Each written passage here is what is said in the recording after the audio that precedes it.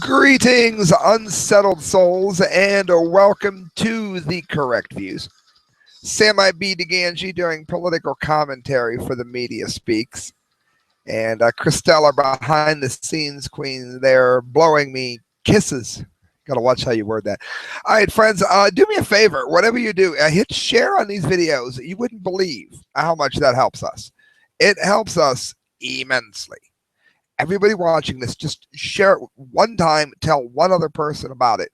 We've been seeing an influx of subscribers lately, and it's been very good. So please share this right now. Just go share it.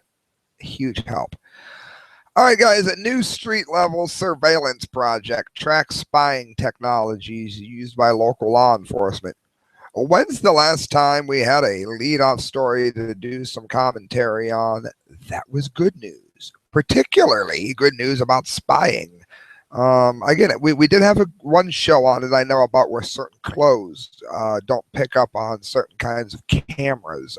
You have to special order them. It's on the site, youtube.com/thecorrectviews. Well, listen to this. EFF web portal provides in-depth resources about license plate readers, biometric collection, and other high-tech surveillance tools. In other words, according to EFF.org here, this spies on the things that are spying on us and lets you know it's there. This is wonderful, wonderful news. Responding to a troubling rise in law enforcement's use of high-tech surveillance devices that are often hidden from the communities where they're used, the Electronic Frontier Foundation today launched a street-level surveillance project, a web portal loaded with comprehensive, easy-to-access information on police spying tools like license plate readers, biometric collection devices, and stingrays, which is tied into your cell phones. The SLS I could talk today. The SLS project addresses an information gap that has developed as law enforcement agencies deploy sophisticated technology products that are supposed to target criminals, but that scoop up private information about millions of ordinary law-abiding citizens who aren't suspected of committing any crimes. That'd be like you and I.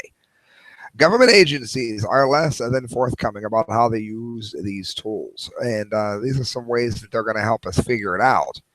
It says law enforcement agencies at the federal, state, and local level are increasingly using sophisticated tools to track our cell phone calls, photograph our vehicles, and there's links for all of this in the article, and follow our driving habits. How many of you like to think about that happening all the time? The government spying on you everywhere. Well, the SLS project website where you want to go went live today with an extensive information on biometric technologies which collect fingerprints, DNA, and face prints, as well as an automated license plate readers, cameras mounted on patrol cars and on city streets that can scan and record up millions of cars across the country. And again, this is all a breach of your Fourth Amendment rights. You have a right to not be spied on by your own government. The government works for you. You do not work for the government. You are not a slave to the government. It says this is good. Each topic includes explainers, facts, infographics, and links to EFF's legal work in courts, its legislatures, about stingrays, drones, I mean everything. It says the public has heard and read so much about the NSA spying, but there's a real need for information, and you can find that there at the street level project. Very, very happy to lead off with some excellent anti-spying news. People taking control of their privacy again is a very important thing. And again, look at how many different hacks and spying have led to. We had a general that was thrown out of the army because an affair came out in a hack. So the government should not, be in this because they're obviously doing a subpar job with it, or they're doing an excellent job if that's what you call blackmail. It's got to be one or the other. CNBC.com, Russia hacks Pentagon computers, NBC citing sources. So let me tell you something. Everybody, unfortunately, gets into this Putin worship. When Obama and NATO, which I think is a bad idea, decide to move within striking distance of Mother Arusha, then you find out quickly that Russia starts getting paranoid about it. However, when Russia flies their warplanes into our airspace on the 4th of July, after Putin called the president, we sourced all this out, it's not in my head, called the president, wished him a happy 4th of July, and then flew his warplanes into our country, our airspace. Now we got more of what Putin is doing. So please quit making him out like a god. We hear so many things about the KGB, and we know that he's directly tied to it. It's common knowledge. I wouldn't be surprised if it's even on Wikipedia. He's got ties to the KGB. Why is everybody here worshiping this man? He's just jockeying for the high horse of the New World Order too. And if you don't believe it, then look at all the funding that goes there from families that are behind all of the crap that's going on in this country. A lot of them are the same people. U.S. officials tell NBC News that Russia launched a sophisticated cyber attack against the Pentagon's Joint Staff Unclassified Email System, which has been shut down and taken offline for nearly 2 weeks. According to officials, the sophisticated cyber intrusion occurred sometime around July 25th and affected 4,000 military and civilian personnel who work for the Joint Chiefs Staff. So I guess it's only America that starts wars, right? It's not Russia. It's okay when they do it, right? Just because our country has crappy leaders, it's okay for Russia to hack into our computers. We shouldn't be upset at all, right? Putin's a wonderful person. Sources tell NBC that it appears the cyber attacker relied on some kind of automated system that rapidly gathered massive amounts of data and within a minute distributed all of the information to thousands of accounts on the internet. The officials also report the suspected Russian hackers coordinated the sophisticated cyber assault via encrypted accounts on social media. Goes on that it's not clear whether the attack was sanctioned by the Russian government or conducted by individuals. But given the scope of the attack, it was clearly the work of a state actor, the official said. So, I mean, you don't see Putin out there condemning it, right? You'd think if he was innocent, he would at least condemn it. Friends, this is not good. The Cold War almost became a hot war, and again, if it does, it's a matter of nuclear weapons. It's a matter of a very, very bad time to be alive if that were to be the case. This is from Liberty Blitzkrieg, Michael Krieger, American oligarchy. What's that mean? A very small number of people in control of everything. 400 families out of, now keep in mind there are how many millions of people in the US? How many millions? 400 families represent 50%. That's half for you Russia fans of the money raised by 2016 presidential candidates thus far. Half of the money. And where do you think that went? You think that went to Rand Paul? You think that went to anybody Mike Huckabee? No, it didn't. Where did it go? I can tell you where it went. It went to Jeb Bush, went to Hillary Clinton, went to Bernie Sanders, went to Marco Rubio, went to the puppets that they have stood behind nonstop. That's where it went.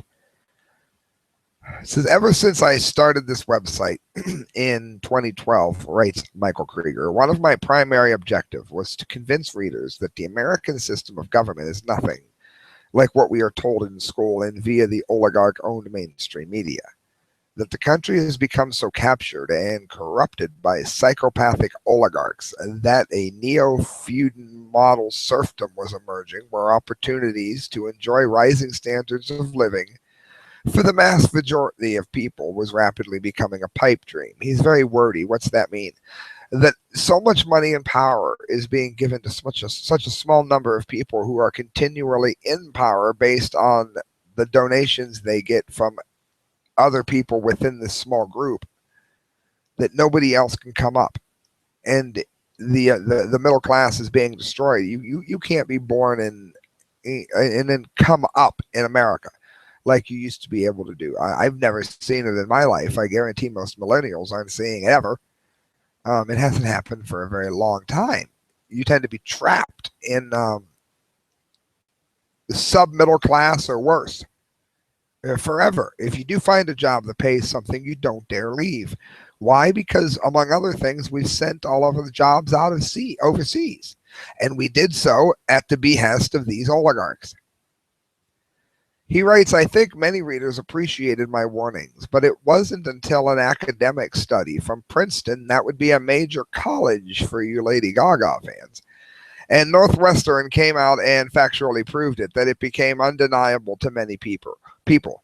Here's a brief excerpt from the post titled New Reports from Princeton and Northwestern Proves It. The U.S. is an oligarchy. Now, please, I'm begging you, stop what you're doing and listen to this paragraph.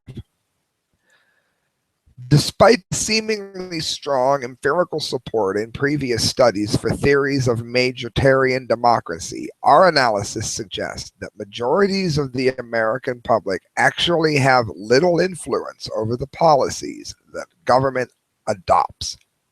Americans do enjoy many features central to democratic governance, such as regular elections, freedom of speech and association, and a widespread and still contested franchise.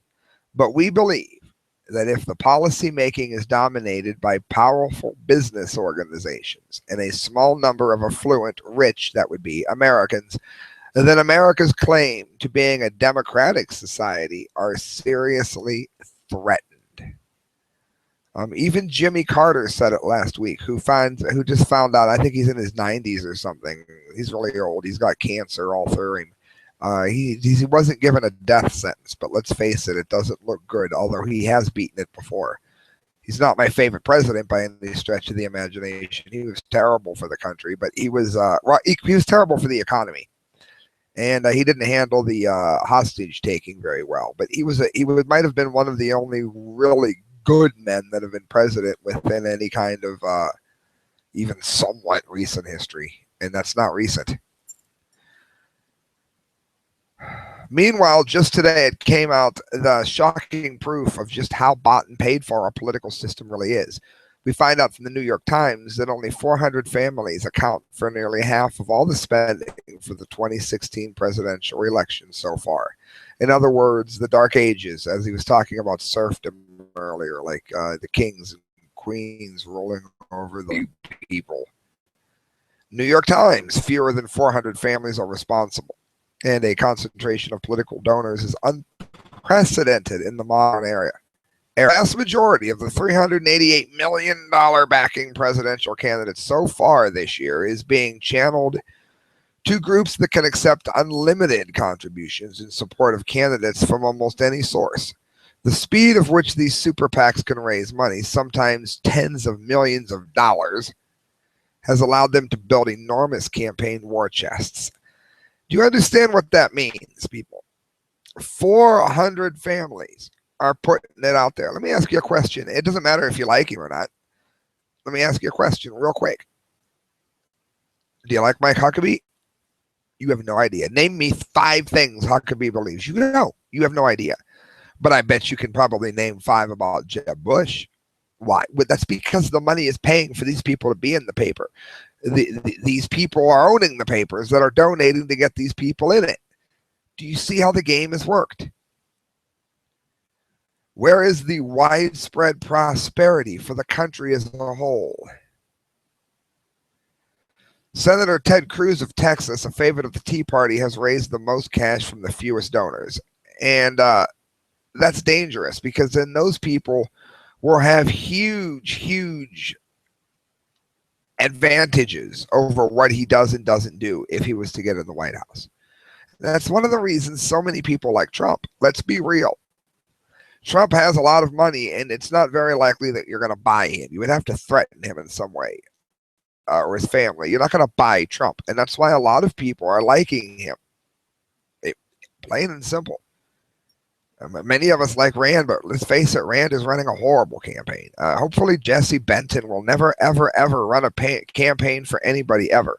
I'm serious. He did a horrible job with Ron Paul's candidacy run too. Oh my God. Campaign run. Terrible. Absolutely terrible. And now he's all but sunk Rand Paul. Rand looks like whiny and needy. Instead of saying, and I plan on voting for Rand, rather than saying, hey, does Trump's tax plan appeal to you? Great, because guess who's been saying this for years? But that's not what he's doing. He's attacking him and like sounds like he's whining that he gets more of this and more of that. Of course you're going to get cheated, Rand. You're not part of the system, but don't blame it on Donald Trump. You know, and I like Rand more as a candidate than I do Trump, particularly on matters of things like Snowden and whistleblowing, of which Trump thinks you should be put to death. I think Snowden should have his face on the dollar bill for what he's done. But that's neither here nor there. Point is, Benton destroyed Ron Paul's candidacy. He's destroying Rand Paul's candidacy. If you're running for a dog catcher, I would not use Jesse Benton as your campaign manager. I wouldn't want to be ambiguous. Huntington Park Council appoints 2 undocumented immigrants as commissioner. CBS LA. How is this even legal? It's not legal. Let me tell you that. Second of all, well, the illegal immigrants need a job. No, they don't. How about the citizens that went to school there and have put their time and effort into the community and applied for the job and didn't get it? Why did those people get it? Why are we hiring people when we have illegals, when we have people that would be very happy to have this job? This is not doing the job Americans won't do. Listen to this BS. Huntington Park, who, again, I'm not talking into a camera for nothing, contact these boneheads and let them know how happy you are with them. I'm sure they got a Facebook. I'm sure they have a phone number. Huntington Park became the first city in California, thank you, Gary Brown, who Dead Kennedys was right about, to appoint 2 undocumented immigrants, that would be illegal aliens, as commissioners on city advisory boards, a lawmaker confirms. Why is Trump surging? City Councilman Johnny Pineda has picked Francisco Medina to join the Health and Education Commission and Julian Zatarian for the Parks and Recreations Commission. The 32-year-old lawmaker told CBS LA online producer Deborah Marone that he promised voters while running for office that he would create more opportunities for undocumented residents, illegal aliens. Huntington Park is a city of opportunity. Yeah, unless, of course, you're there legally, in which case you don't get the job. And a city of hope for all individuals, unless, of course, you were born there and raised there and worked your whole life to be part of the community, then you don't get the job. Regardless of socioeconomic status, race, creed, or the case, state of citizenship, the councilman said in a statement. These gentlemen have accomplished a great deal for the city. If they accomplished so much, why aren't they legal? For that, on behalf of the city council, mayor in our city, I want to thank them. I want to thank you and them both, and I am confident that they will do an excellent job on their commission posts. I am confident that if somebody doesn't sue that idiot and the entire council, that our country is absolutely lost. How's that? That's what I think. I don't care if you like it or not.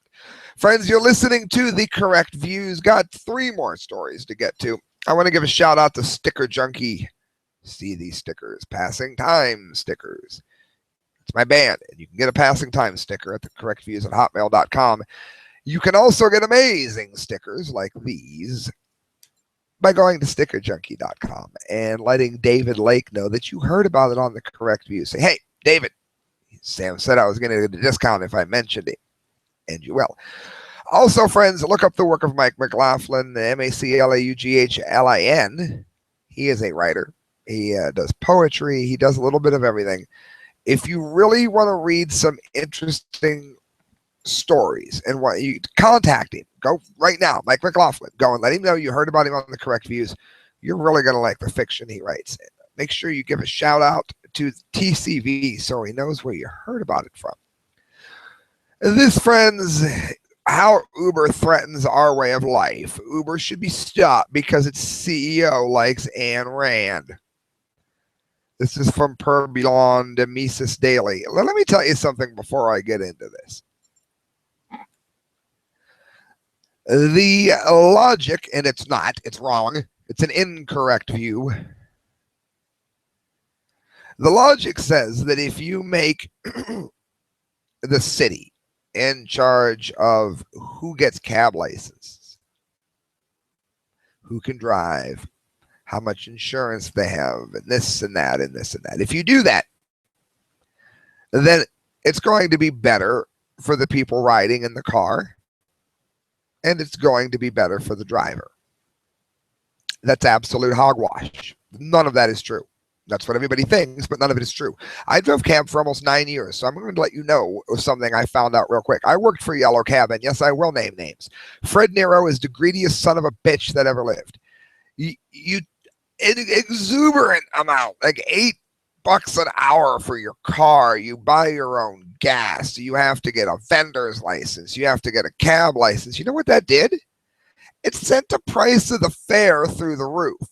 The city got a fortune. Fred Nero's greedy ass got a fortune. The driver starved to death, and the passenger got ripped off. Do you know what works? When Cosmo Transportation opened, shout out to Cosmo. They ran as a transportation company, which was a loophole, and didn't register with the city. They even had a Benz I got to drive a Benz. They had a Benz. They had regular vans. They had a little bit of everything. And the drivers made a lot more. The company was fine. They're still around, Cosmo Transportation. My point being, the customer gets a better deal, and the driver get a better deal. You've heard me talk about Change Transportation. Call Change Transportation if you're in Canton. Let them know you heard about it from the correct views. Cheaper, brings prices down. Competitiveness. The city has no right to say anything. The city can shove it up their ass. They have no right to say anything. They've always got their hand out for something, always wanting to charge you some licensing, some fee, some other crap. No right whatsoever. If you want to ride in a cab that's insured, then you can ride in a cab that's insured. No one's making you call an Uber cab. But if you call an Uber cab and they're not insured or they're underinsured, that is an agreement between you and them. The government, why do we need government in the back seat of every taxi? Utter BS. Get the city out of it and get the person driving the car back in charge of it. What if he's driving drunk? We already have DUI laws. If he's driving drunk, you take his license away. You take license away when they're not drunk. They do it every day. It's called a DUI. Most people that get DUIs are perfectly healthy. That's another discussion. Perfectly sober, I mean. But listen to this. The online tech and science magazine Verge recently published an essay on the economic and political impact of disruptive ride-sharing upstart Uber. Uber can't be stopped, so what happens next? Well, I'll tell you what happens next. People do what my friend Mike Zinn did. I've known Mike my whole life. I'm like 7th grade. I saw him today. And guess what? He owns A1 Express. Call him. Watch the prices go down from the ones that are up the city's ass. Mark my words. Whereas one might expect an online tech magazine like Verge, itself part of a wave of disruptive publishing efforts, to be optimistic about the innovative tech initiatives, the essay offers a surprisingly bleak, pessimistic, and politicized analysis. Let me tell you another thing real quick here. This is something a lot of people don't realize.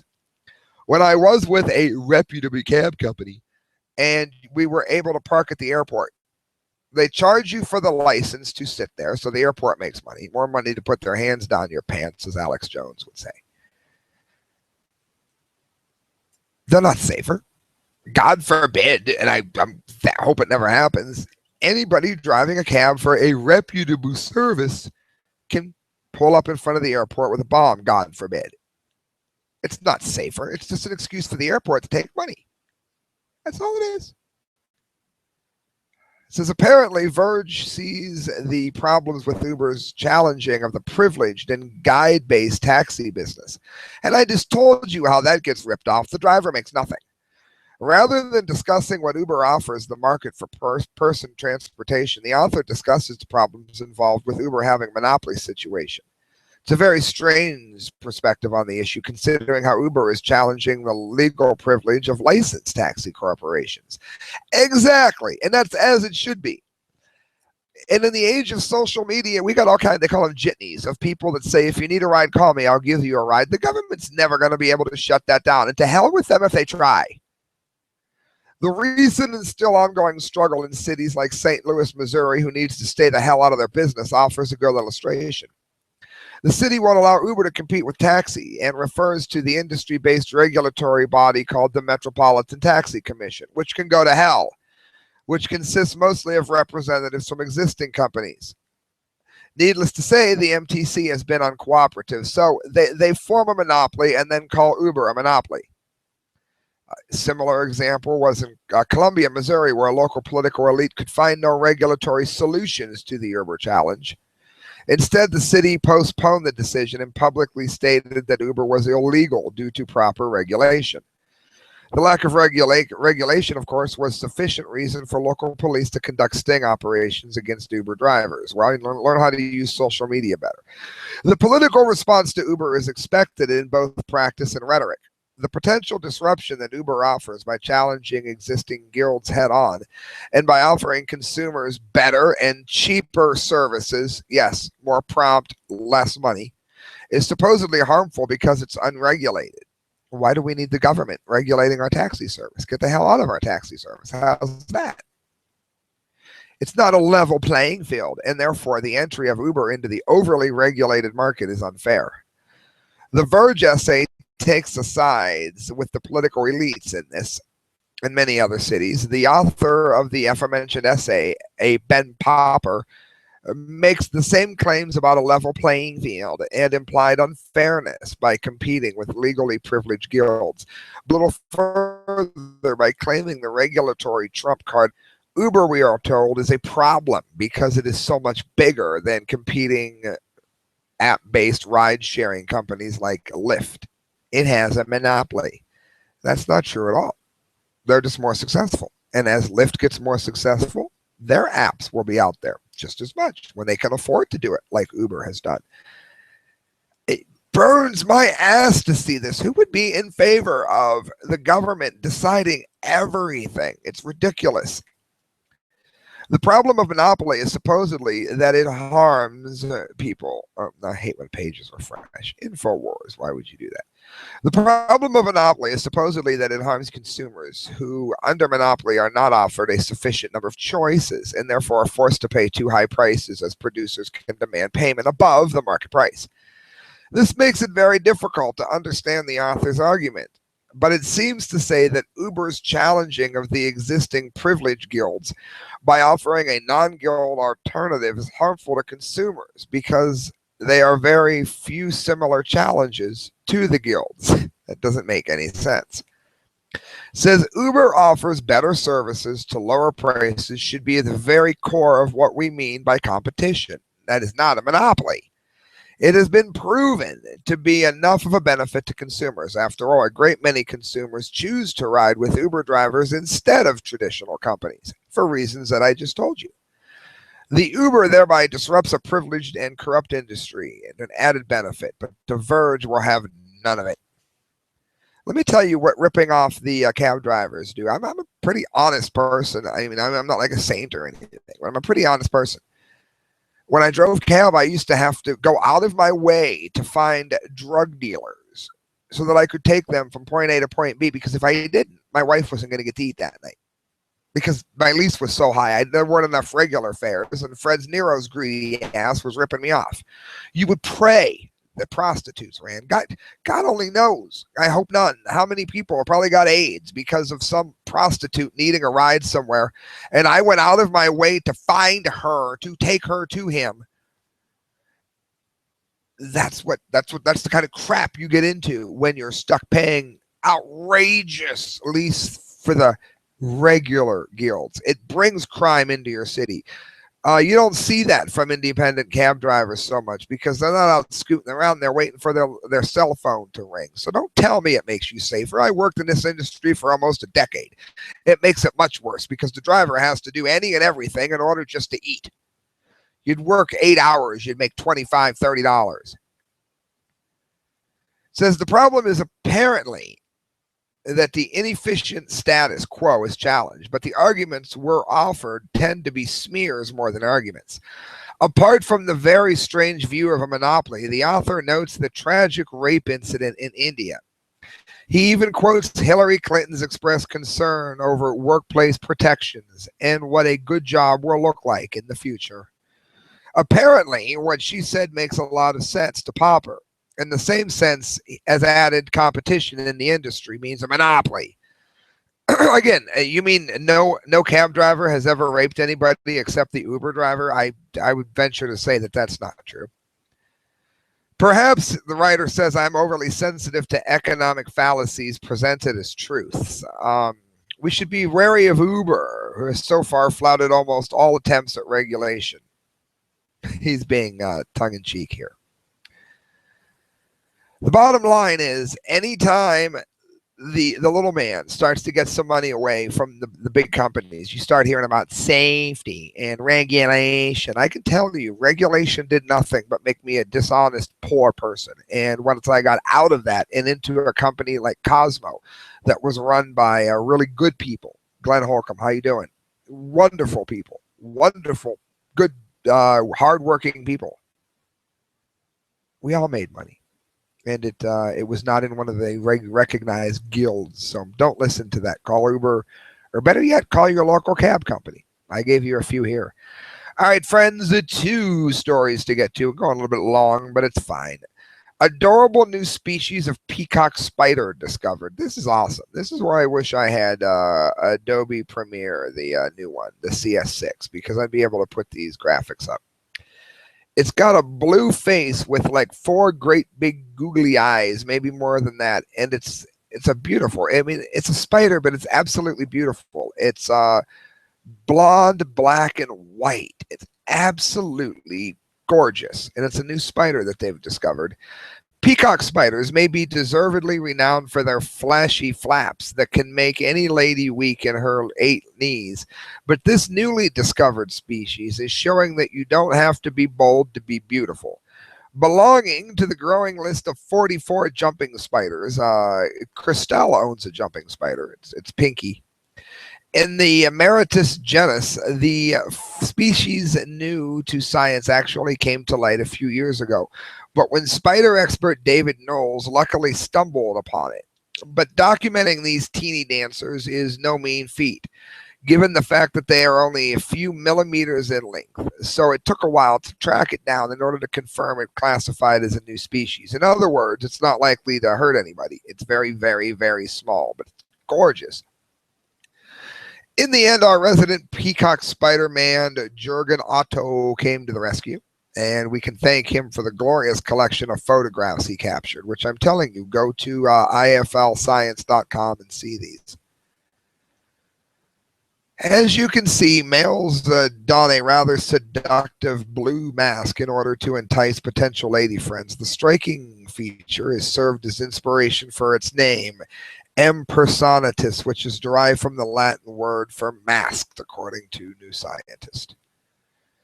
You can find more pictures on his Flickr page. Flickr. I'm on Tumblr. Nobody's on that. I bet you even less people are on Flickr. While peacock spiders may have earned their name from the most psychedelic fans worn by many, they are actually quite a few lacking these dazzling discs. So you want to go and check it out. It's. I don't want to bore everybody to death that doesn't care about the science stuff, but this kind of stuff fascinates me. And he really is a gorgeous creature. There's also one here that's translucent. You can actually see inside of it. You can see like the eggs in it. Not necessarily beautiful on that one, but if you're like I am, it's awesome cool. All right, guys, that brings us to the DUMBDEE of the day. Where's my DUMBDEE music? I need it. I need it. I can't go without my DUMBDEE music. Oh, there it is. We got a DUMBDEE, friends. We got a big DUMBDEE. All right, guys, Targets. It's Targets. I love Target. I picked Target over Walmart for my wedding registry. And my wife picked a Walmart just because she had to, because her family's in the country and Walmarts are all there is within 30 miles. They're kind of just trapped. But I encouraged everyone to do Target if at all possible, or if they chose to do anything. Well, now, while still better than Walmart, Target has won the DUMBDEE of the day. Target did gender labels on toys, home, and entertainment. The bigger picture here is that they're saying, we need to be more inclusive of sexism, and basically they don't want to offend the parents of Billy and Bob or something living together. They don't want the parents to be offended by gender labeling. I'll tell you what this is going to do. It's going to confuse the hell out of the 70-year-old grandparent that's trying to figure out which superhero the kid wants. Like, a boy could quite possibly want a Princess Leia Star Wars figure, and that would be labeled as boys. Now Granny Gert's going to be utterly lost at Christmas time. That's what's going to happen. For that reason, they get the DUMBDEE of the day. Target is ditching boys and girls labels on their toys after the store says customers were raising concerns about unnecessary gender-based signs. Get the hell out of the store, you bastards. In a statement posted on their website on Friday, Target announced that they were moving away from gendered signs in the stores. How very stupid of them. Over the past year, guests have raised important questions about a handful of signs in our stores that offer suggestions based on gender. Molly Snyder, a spokesman for Target, told NBC News the ways that people shop are continually evolving and changing, and we tried to look at what makes sense and what doesn't work. So they took the labeling off of we heard you, they said, and we agree. Right now, our teams are working across the store to identify areas where we can phase out gender-based signage to help strike a better balance. You can strike a better balance in hell. That's the stupidest idea I've ever heard, and that's why you got the DUMBDEE of the day. Friends, you're listening to The Correct Views. Sam Di Gangi signing off during political commentary for The Media Speaks. Do me a favor, go to themediaspeaks.com. And I want you to look up the work of Kyle Court, D-Lake, and myself. If you want to donate to this show, you can do so at thecorrectviews@hotmail.com. Contact me. Every penny you give to me goes towards a better show. And again, I do my best to keep you abreast of what's going on, and I would appreciate it if you could support the show in any way, literally. Thank you so much, friends. Good night, and God bless.